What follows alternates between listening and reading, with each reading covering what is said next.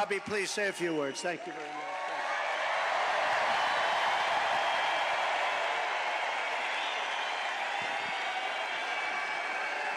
Thank you. Thank you, President Trump.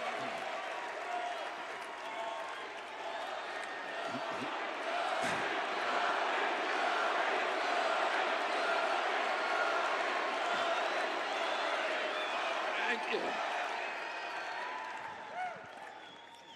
A few hours after the assassination attempt at Butler, I got a call from a safe food advocate named Kelly Means, who's been fighting for many years to try to end the corruption at CDC and FDA and USDA.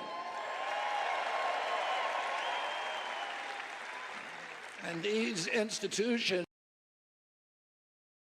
run by the big food processing companies, the big ag and the chemical companies that they're supposed to regulate. And he said to me that he'd been advising me for many years and on my campaign.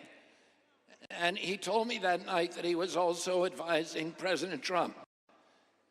And he asked if I would talk to President Trump. And I said, of course. And about a few minutes later, I got a call from the president. And we talked. We had a very good talk. And then he invited me to come see him the next day. And I went to Minneapolis and saw him. We met again a couple of weeks later in Florida. And we talked about, not about the things that separate us because we don't agree on everything, but on the values and the issues that bind us together. And one of the issues that he talked about was having safe food and ending the chronic disease epidemic.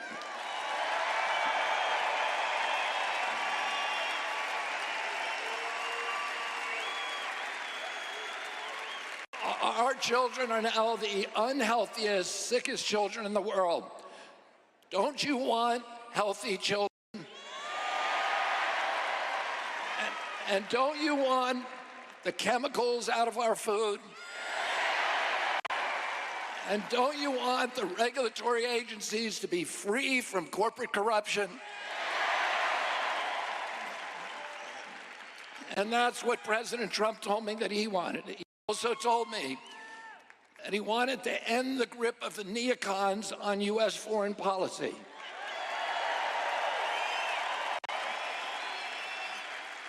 He said he didn't want any more $200 billion wars in Ukraine, that we could use that money back here in the United States.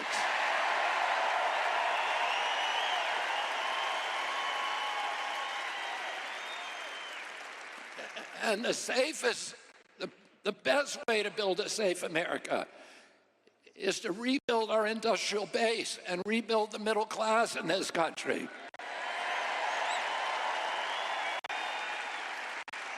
And he said he didn't want any more $200 billion wars in Ukraine, that we could use that money back here in the United States.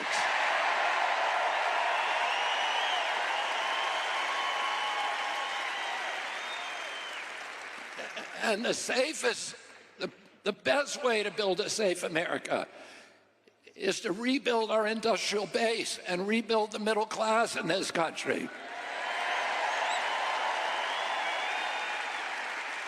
And don't you want a president who's going to get us out of the wars and who's going to rebuild the middle class in this country?